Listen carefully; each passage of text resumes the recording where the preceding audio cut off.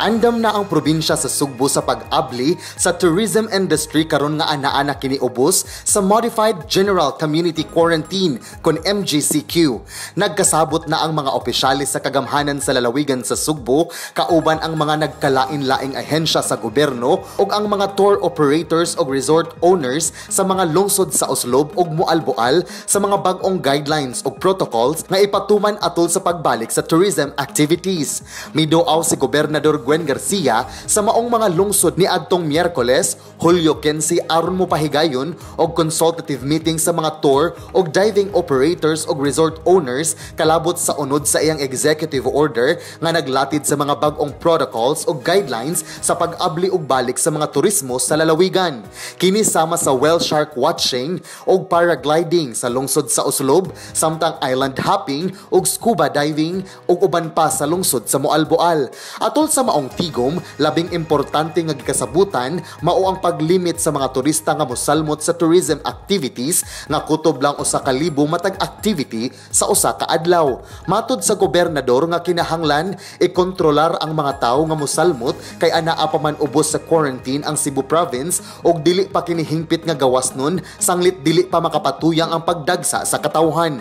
Naka-establish gihapon tag control bisan pa og giablihan na nato ang tourism activities. Doon na gihapon tay hanay og klaro nga mga pamaagi nga procedures.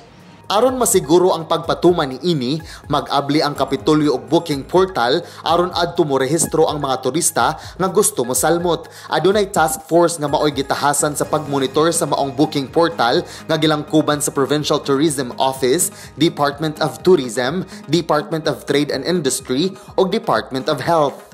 We'll be checking also nagsunod ba sa atong mga protocols.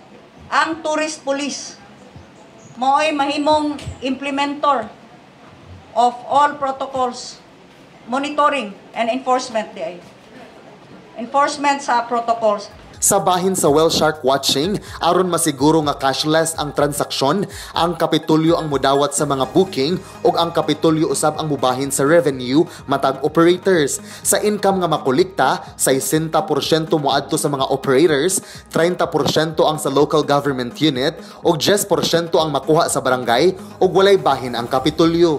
Ako anig dabang labi na namo nga taga lumulupyo gyud diri sa kuan, Tanawan, Oslob. Gov Gwen, salamat sa imong pagpaningkamot nga masugdan na atong turismo diri sa probinsya sa Sugbo, and malipayon kay mi nga naningkamot juga pag-ayo para at least napud mi mabalik ang among normal nga panginabuhian. Daghang salamat and more power to you, Gov Gwen. Gitinguha sa kagamhanan sa lalawigan sa Sugbo nga sa sunod semana sugdan na ang kalihukan sa turismo sa maong mga lungsod.